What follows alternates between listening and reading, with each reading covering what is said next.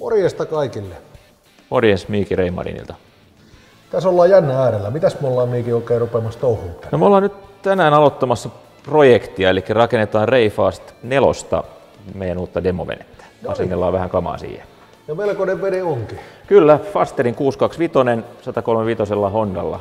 Tällä kertaa mennään vähän isommalla pelillä ja tähän nyt mahtuukin sitten vähän kaikennäköistä kivaa ja laitetaankin kaikennäköistä kivaa pikkuhiljaa. Mitäs kaikkea me tähän veneeseen nyt ruvetaan asentamaan? No tänään projektina olisi ensimmäiseksi laittaa pilotti, eli meillä on pilotin komponentteja tässä uimatasolla. Käydään vähän läpi sitä, miten asennetaan ja mitä sinne tarvitaan. Eli jos lähdetään siitä, että mitä sinne tulee. EV1 pilotti, Aku 100, virransyöttöyksikkö, pumpulle, joka on 0,5 litran pumppu tässä ohjausjärjestelmässä. Tässä on Baystarin ohjaus, niin silloin liittää tämä pikkupumppu. Eli hydraulipumppu, eli kytketään hydrauliohjauksen järjestelmä. Kyllä, joo. Kyllä. Sitten on pilotin hallintalaite ja kytkentää varten on sitten SeaStarin omat nippelit ja nappelit. Eli tämmöisen pussin US-partsilta voi ostaa, niin siinä on lähestulkoon kaikki tarvittavat osat. Siitä puuttuu ylivuotoputken nippeli. Sen kun pyytää, niin sen saa.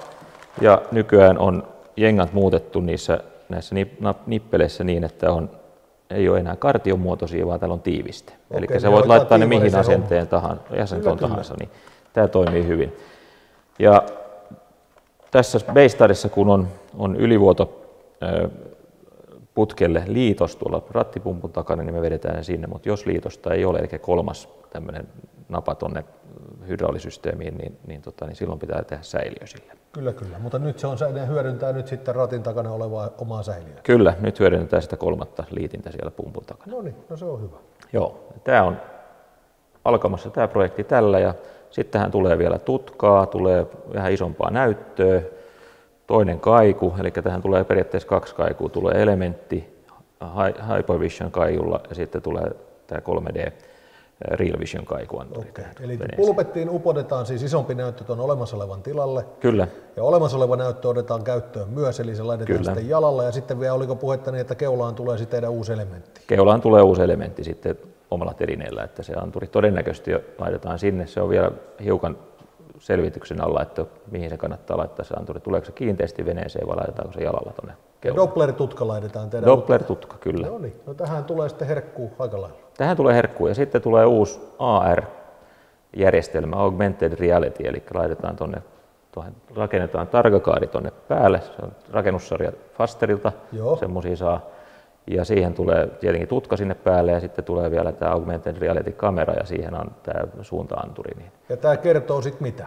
Se kertoo, tämä on ihan uusi järjestelmä, joka lanseerattiin itse asiassa vähän venemessuja. Okay. Se kertoo ensinnäkin kamera, joka katsoo eteenpäin, on semmoinen, joka yltää noin 200 metrin päähän. Joo. Se ottaa kohteet sieltä tuonne ruudulle ja näyttää jopa etäisyyden niihin. Okay. Ja sitten siitä eteenpäin, mitä kamera ei näe, niin siinä sitten on virtuaalisesti tuodaan kohteita, eli AISin kautta ja karttakohteet tuodaan ruudulle. Ja näyttää, mitä ne on, ja sä voit ruudulta klikata, se kertoo, että siellä on nyt vaikka vene, Kalastajan kanavan Fasteri on siellä edessä, se on nyt 3 mailin päässä meistä tyyliin. Okei. Eli se pystyy, käytännössä kertoo sulle näytöllä sellaista tietoa, mitä sä et omilla silmilläsi vielä näe. Kyllä, ja se yltää noin 13 mailiin asti se niin kuin virtuaalitodellisuus. Siksi sitä kutsutaan augmented reality, eli käytännössä virtuaalitodellisuus. Eli lisättyä todellisuutta. No lisättyä todellisuus on kai oikeampi käännös. Mutta joka tapauksessa tosi mielenkiintoista, onkin kiva nähdä. Alright, mutta ei mitään, pitäisikö me ruveta riehumaan? Mä tulin sulle apupojaksi, että sä nyt sit kyykytät mua oikein kunnolla. Selvä, lähdetään riehumaan sitten. Okei, no niin.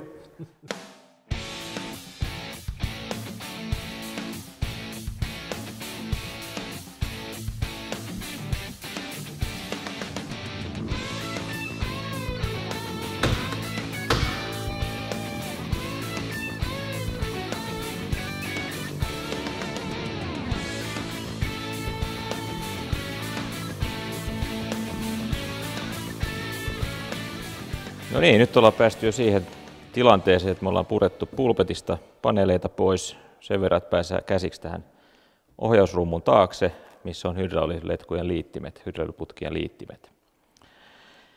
Sinne on erittäin hankala päästä. Tässä on tosi ahdasta, että katsotaan miten saadaan mahtumaan, mutta eiköhän se onnistu.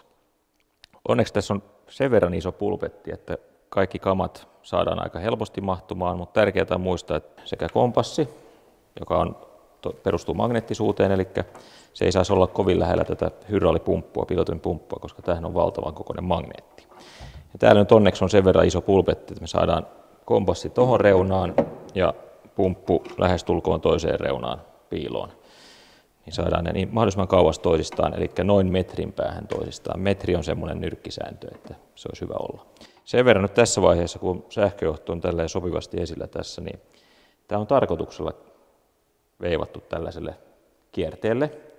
Näitä ei saa poikkasta ja tätä kierrettä ei saa aukasta. Tämä liittyy tuommoiseen sähköhäirintäsysteemiin, eli tällä saadaan häiriöt poistettua jonkun verran tästä sähkömoottorista. Se on hyvä tässä vaiheessa muistaa. Tässä vaiheessa nyt kun suunnitellaan asennuspaikkoja näille eri yksiköille, niin on hyvä muistaa sekin, että tänne ei tule pelkästään tämän pilotin yksiköt, vaan tänne tulee AISSI ja ACU 100 vielä pitää saada mahtumaan tonne, mutta ne ei häiritse sillä tavalla kompassia, että niiden sijainti voi olla suht koht lähellä sitä, mutta suositus on kuitenkin, että mahdollisimman kaukana kompassista. Joo, tarkoitus olisi tänne työsylinterin, eli rattipumpun taakse asentaa T-kappaleet tuon pilotin pumppua varten ja sitten ylivuotoputkea varten liitin tänne työsylinterin tai rattipumpun taakse. Tämä on hiukkasen ahdas paikka, mutta eiköhän me saada niitä sinne jotenkin soviteltua. Tämähän on nyt käytössä ollut jo tämä vene viime syksynä, eli täällä on täysin ilmattu ohjausjärjestelmä. Silloin on hyvä ottaa rattiveke. Eli nyt menee ensimmäinen letku kiinni tuonne rattipumpun taakse helmiliittimellä tämmöistä jäykkää putkea, koska tänne ei tarvitse liikkua. Niin saadaan se sinne.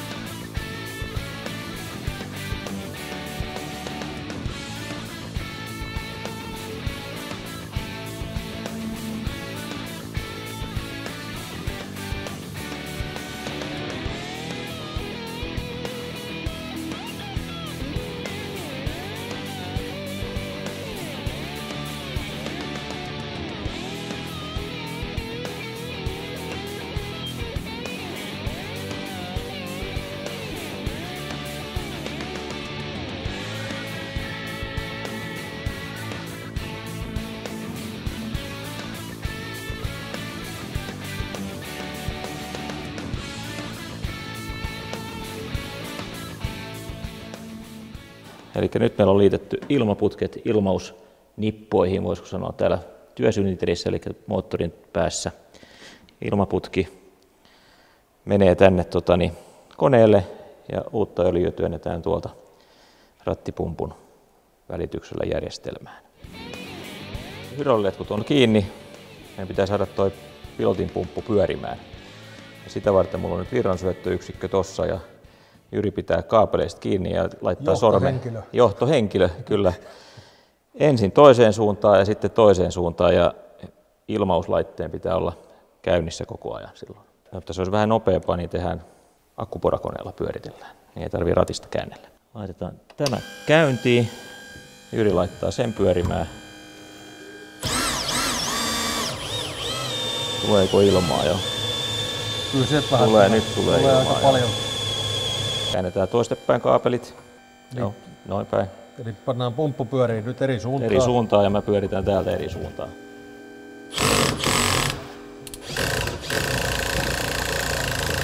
Ei sieltä tule enää. Ei tule ilmaa. Sitten sammutetaan koneet. Se pitäisi olla siinä.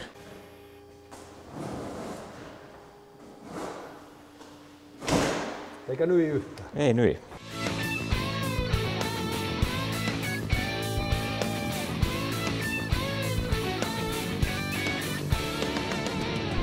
Nyt ollaan näköjään työnnetty Tarkaan jo vähän tavaraa ja sinne on pantu lippakin päälle. Mitäs sä oot sinne nyt jo saanut aikaiseksi? Joo, eli Tarkaan on tehty reijät tutka-antennia varten ja sitten ne on laitettu jalka jo augmented reality kameraa varten ja sitten sitä anturia varten, eli AR200 varten. No niin. Jalat kiinni niin sanotusti.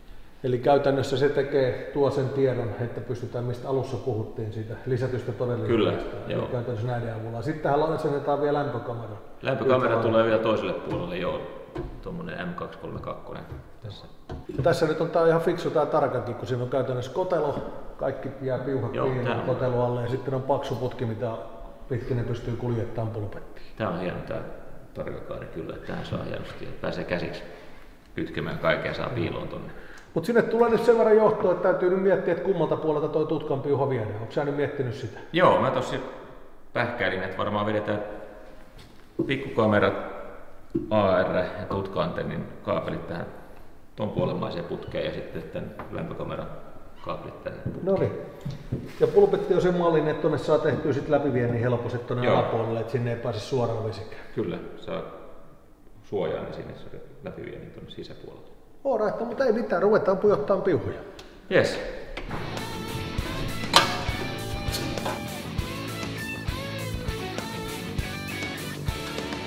Tutka saisi olla noin 5-10 astetta etukenossa, että se näkee niinku keulan eteen, eikä horisonttiin. Eli tutkan antenni niinku vähän vinua? Joo, koska tutkan säde lähtee +/- 10 astetta keskilinjasta, eli eteenpäin. Et jos se olisi ylöspäin katsoa, niin sä et juurikaan näe kovin lähelle venettä. Joo. Eli sä näet tosi kauas sit vaan, et siksi on hyvä saada vähän etukenoa, niin näkee vähän lähemmäs myöskin.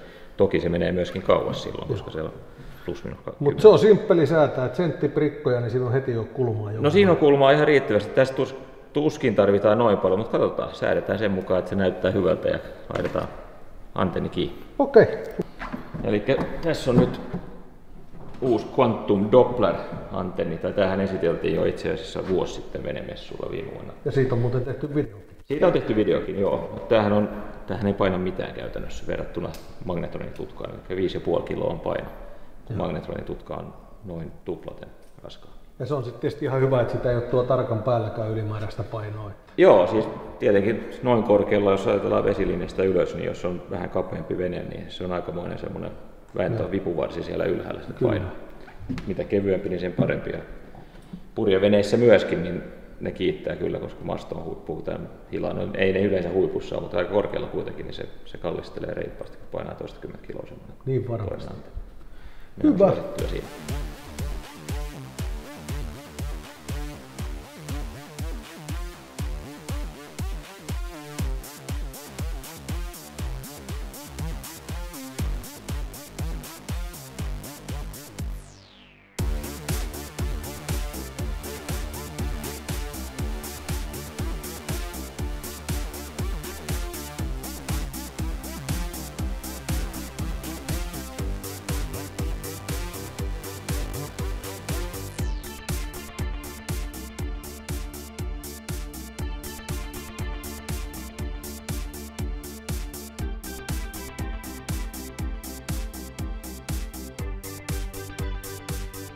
Täällä jalassa on 1 asteen rihlaus, eli sen saa aika lailla kyllä tarkasti säädettyä niin, että se on kölilinjaisesti eteenpäin. Se on paikallaan, lukitusrengas ja tässä on tuommoinen pieni kolo tossa, jossa näkyy sinne asti. Siinä on se lukitus, semmoinen nipukka.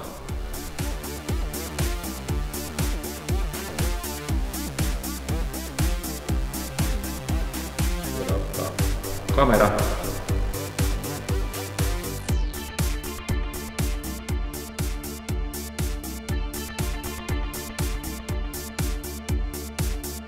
Heijastilämpi virtajohto ja tai Ethernet-kaapeli, Rainet-kaapeli. Jos meillä on Ethernettiin virransyöttö, eli Power over Ethernet, niin silloin ei tarvitse tätä erillistä virtajohtoa liittää. Tämä on 12 volttia aina, jos syöttää virran suoraan tähän. Jos sen syöttää tätä kautta, se tulee automaattisesti 12 volttia. Mutta tässä veneessä ei ole PoE:tä, niin silloin tuotiin tänne virtajohto virran syöttöä varten tällä kameralla myöskin. Kameran hienosäätöä varten tarvitaan 4 mm kuusiokolalla, ja tässä on 2 kuusiokolaputtia tässä jalassa. Yksi kummallakin puolella. Sitä voi kääntää ja vääntää tästä.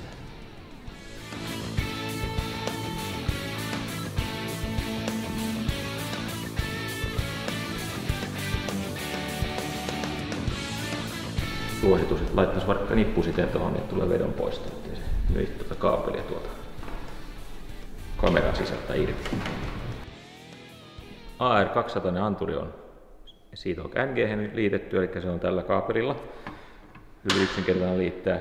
CAM20, eli tuo kamera, mikä just laitettiin kiinni, se on Ethernettiin liitettävä, eli Reinettiin Reimarin kielellä. Kaapelin toisessa päässä on valmiiksi Reinet-liite, joka menee suoraan joko näytön taakse, tai sitten jos on enemmän Reinet-laitteita, niin silloin tämä menee HS5 Network Switchiin, eli silloin on semmoinen jakolaatikko, mihin voi liittää useampia liittimiä. Toisessa päässä on nyt RJ45, koska kamerat kaapelissa on RJ45. Voisiko sanoa semmoinen niin sanottu puhelinliitin, kun aikoinaan oli puhelimissa tämmöiset liittimet. Sitä varten on vesitiivis liitin adapteri, vai miksi tätä sanoisi, liitin mukana tuossa kamerapaketissa. Eli Reinet kautta RJ45 kaapelissa niin on tämmöinen suojus täällä päässä, ja se ei mahdu tähän jatkoliittimeen. Niin tämä on syytä leikata pois tästä, ja sen pystyy leikkaamaan ihan kylmästi vaan puukolla. Ottaa tuosta varovasti niin, ettei leikkaa kaapeleita, niin sen pitäisi tuosta haljeta. Tämä on vaan tämmöinen irtonainen muovi tässä päällä periaatteessa. Katsotaan, onnistuuko me siinä. Joo, kyllä se lähtee siitä. No, nyt se on pois. Hyvin tärkeä elementti, eli tämän johdon tiivistäminen tuonne liittimeen, niin siinä on tuommoinen kumitiiviste, siihen tuommoinen klemmari ja sitten tämä mutsku, vähän niin kuin sähkökaapeissakin on tämmöisiä läpivientejä, niin samaan tyyliin kiiristää. Nämä on tärkeää, että nämä muistaa laittaa, koska muuten tänne pääsee vesi sisään ja silloin ei hyvää seuraa.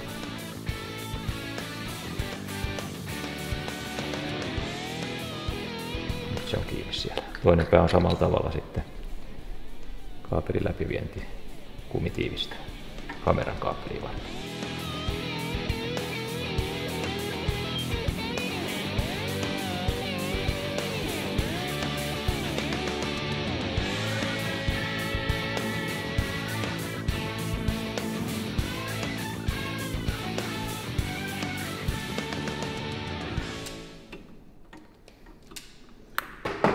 Noin, kaapeli kiinni, suu ja kupu.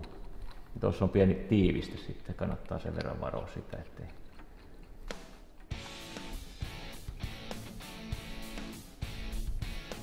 Noin, sitten taas.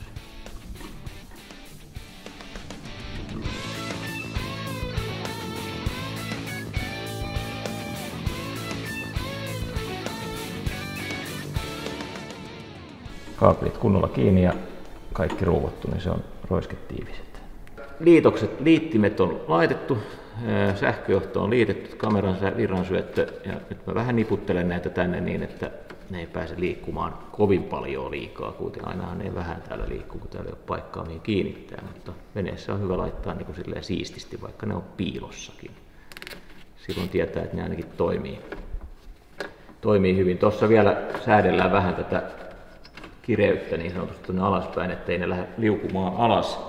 Vaikka nythän paino on alaspäin noissa kaapeleissa, niin laitetaan tuohon, koitetaan saada johonkin kiinni sen verran, ettei se hinkkaa poikki niitä sitten tuohon peltiin vasten.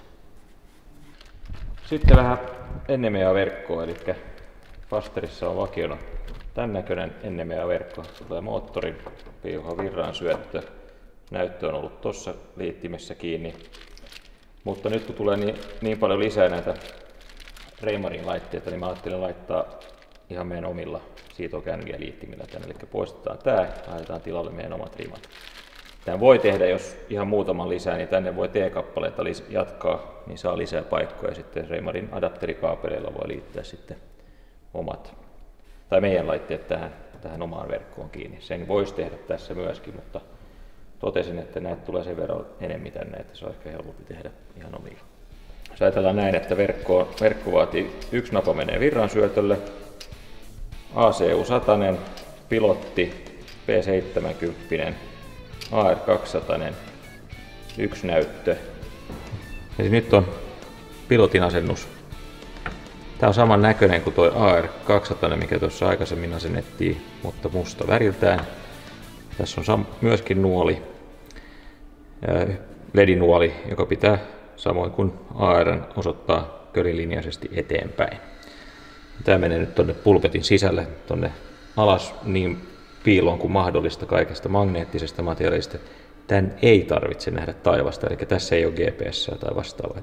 Tämä voi olla piilossa periaatteessa missä vaan, missä on magneetilta suojattu tila, ettei häiriötä. Tän alle tulee tuonne telineeseen tulee tämmöinen iskuvaimen, niin voisi sanoa, eli tämmöinen vaimennussolumuovi, joka tulee tuonne telineeseen liimalla kiinni. Tuossa on liimateippi, siitä on otettu tuo valkoinen pois jo. Laitetaan sinne tää siihen päälle ja sitten painetaan samalla tavalla kiinni toi lukitusrengas siihen päälle kuin tuohon yläpuolella olevaan AR-telineeseen. Eli telineet on samannäköiset kummassakin. Kaapeli kannattaa laittaa valmiiksi kiinni. Se on helpompi, varsinkin tässä tilanteessa, kun tulee alta päin, niin sitä ei oikein pääse kiristämään. Niin pujotetaan kaapeli telineestä läpi. Sitten vedetään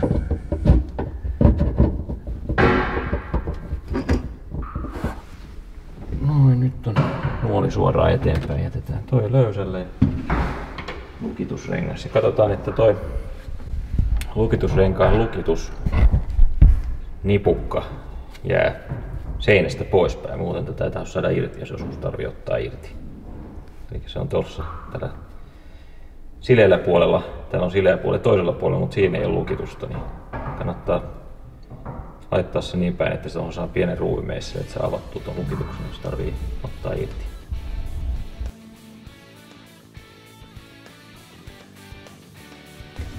Sitten toinen pää verkko rimaan kiinni. Noin, ja lukitus kiinni. Se on vesitiivis. Tuosta lähtee sitten runkokaapeli seuraavaan tällaiseen rimaan. Näitä tulee nyt tänne kaiken kaikkiaan 3 kappaletta, kun meillä on vähän enemmän laitteita, niin saadaan kaikki kiinni sitten näihin. Eli näissä vielä sen verran verkosta, eli enemmän verkko vaatii aina, että on päätövastukset 1 kummassakin päässä. Nämä siniset tutit, näiden välissä sitten kulkee sinimusta kaapeli. Näitä voidaan tänne lisätä tarpeen mukaan aika montakin, jos on paljon tavaraa.